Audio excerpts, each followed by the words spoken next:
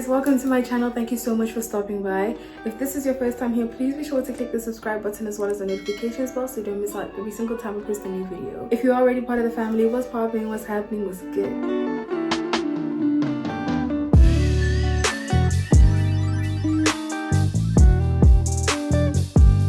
So guys, a long time no see. I don't even think there's a point in me explaining what's been happening. Just know that, life happens and I'm trying.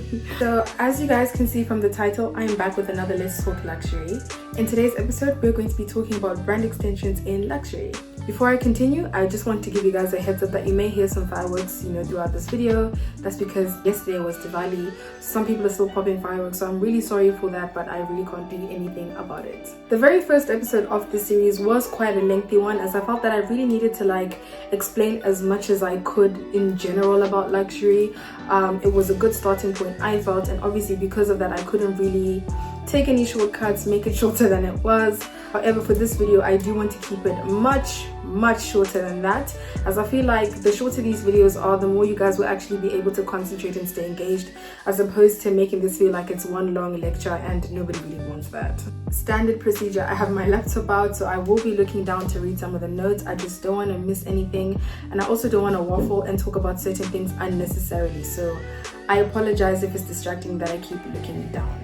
So quite simply put, brand extensions are a brand strategy whereby brands try to attract new segments of customers who for one reason or another may not have considered that brand before. This practice is quite common amongst non-luxury brands as well, but as usual, we're going to be just looking at luxury brands today. So over time, many different authors or theorists have basically introduced their own definition of brand extensions. However, the main thing is at the end of the day, all of these definitions lead to the same thing, which is whereby companies introduce new products in order for the brand or company to grow. It's very important to note that there can be more than one way that a brand can extend itself, or brand extension can occur within a brand. So sometimes it's quite common that the general term brand extensions does kind of bring some confusion into the equation. Before I progress, in case you missed the first episode of this series, every time I'm referencing a book or an author, the information will be in the description box below in case you do want to do further research or buy the book that I'm talking about. So don't worry if I say a name or refer to an author that you're kind of like, where's this coming from? I will leave the book on the screen, and then as usual, the information will be in the description box as well. So David Aker is the author of a well-known book within the marketing strategy or branding strategy field of study, and the name of this book is Managing Brand Equity, Capitalizing on the Value of a Brand Name. David Aker describes brand extension as the use of a brand name established in one product class to enter another product class. At the same time, he describes line extensions as offering new products within the same category.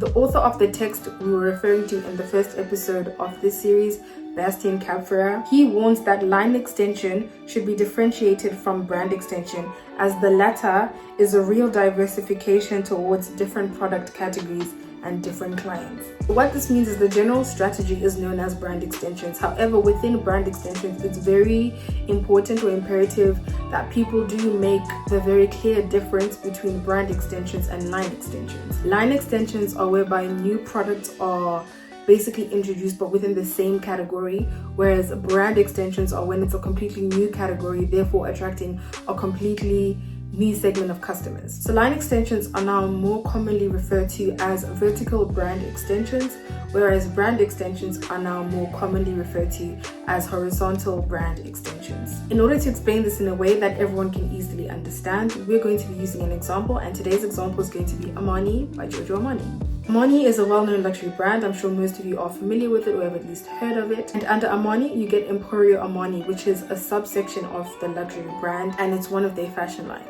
Under the same luxury brand, you also get Armani Casa Furnishings, which is Armani's furniture line or extension, so to speak.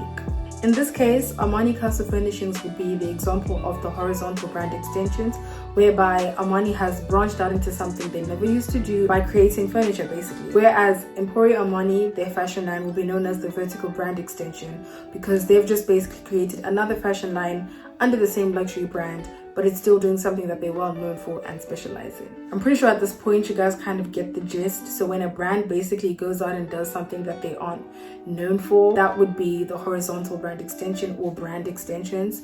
And when they do just another example of something that they're known for, that's the vertical brand extensions or line extensions. In another simplified term, it would be like if KFC decided to start making cocktails, whereas they're known for food, particularly chicken, that's kind of like an extreme case, but that's more the brand extensions or horizontal brand extensions.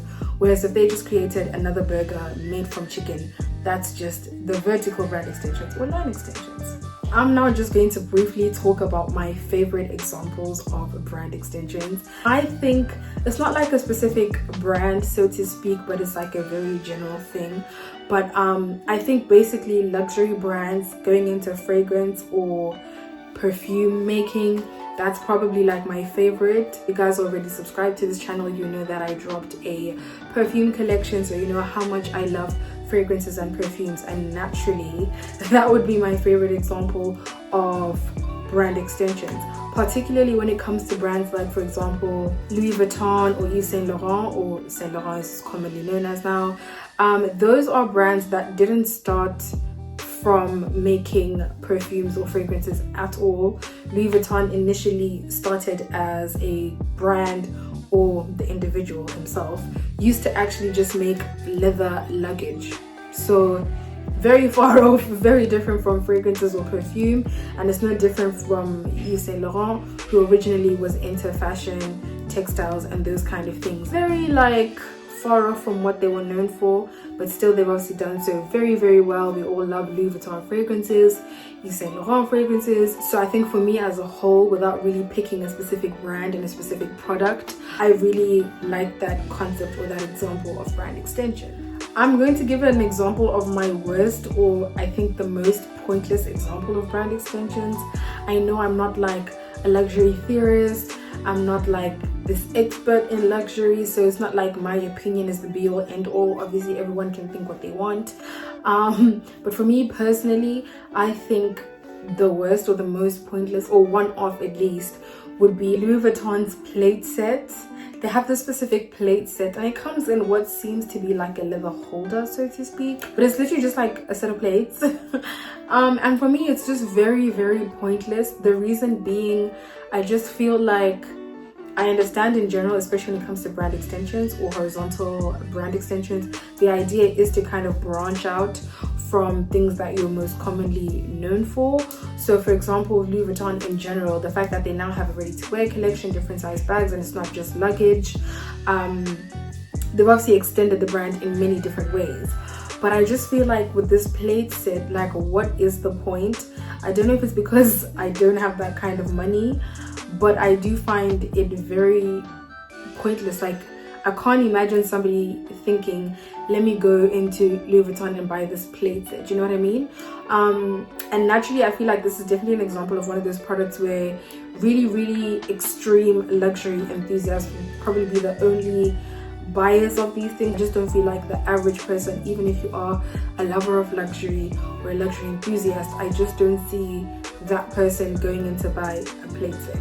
I also feel like with some of the other products Louis Vuitton has created under brand extension, they sort of made sense in the sense of, obviously if you take away like jewelry and stuff like that, a lot of these products still incorporate leather in one way or another. You'll find that even Louis Vuitton, they do have like tables and different things that are, I guess, furniture, so to speak, but then these pieces will usually have like a bit of leather somewhere, or the tabletop will kind of be leather, or there's this one table that has like blue, but then it's kind of like wrapped in leather around whatever material they've used to create this sturdy table, and then it has a glass top. Little things like that where there's still leather, which is what like Louis Vuitton, it was originally started as a company that obviously specializes in leather goods more so, or more specifically luggage. I just feel like the whole plate set thing is just really bizarre. As I highlighted a little bit earlier, I feel like this is definitely a status kind of product, as in people are normally going to buy this for status, for just shits and giggles and just to say, oh, I have a Louis Vuitton plate set. But I do think it would be quite interesting to see the longevity of these kind of products that come up or that get created or released under brand extension. I say this because millennials and Generation Z are basically changing the face of luxury. As I highlighted in the last video, they are now the largest consumer of luxury. However, it is very well known that even within luxury, millennials and Generation Z generally draw to streetwear more than anything, generally about being sustainable more than boomers, the older generations, all of that jazz. With millennials and Gen Z also being very well known for leaning more towards apparel, so clothing, accessories like shoes, bags, glasses, all sorts of things that you can wear. I just wonder how, for luxury brands as a whole, these little products, how they will do long term, considering that those aren't the biggest thing that millennials and Generation Z are after. And I think it's also very important that we consider the fact that millennials and Gen Z are also increasingly becoming more willing to spend on an experience rather than material things. They would much rather go for a luxury aesthetic that costs a fraction of the price rather than paying for a Louis Vuitton table or plate set, if you get what I'm saying. That being said, even if they are to actually splurge or even just spend on luxury, it's just more likely to be on apparel rather than any other category of product. So I really do wonder, like, long term, what brand extension is going to look like within the field of luxury, because naturally they do have to adapt to this change in consumer audience. So just to kind of wrap this up, now that we know what brand extension is and I've given you guys examples, my favorite example, my worst example, my general opinion on brand extension is that it's very necessary, especially when you consider this pandemic and how luxury brands and just all brands and all companies globally have had to adapt to these new times that we're in, or else you will definitely sink. So brands having to retain their customers while also trying to attract new customers will naturally mean that out with the old, in with the new. What does the current largest audience want? And as I pointed out earlier, it is millennials and Generation Z that are buying the most luxury. So luxury brands will definitely have to consider that. So it's necessary, it's a very necessary practice, but they definitely do have to be cautious of how they extend their brand, taking into consideration their audience. I also think it's very important that brands don't get carried away and risk losing their brand identity. Like the example I used with Louis Vuitton, how is a plate set gonna like scream Louis Vuitton? You know what I mean? Like, as a brand as a whole, and considering Louis Vuitton's brand identity, it doesn't necessarily make the most sense to have these ceramic plates with like a bunch of different, textures. To me, it's just not really linking with their brand identity.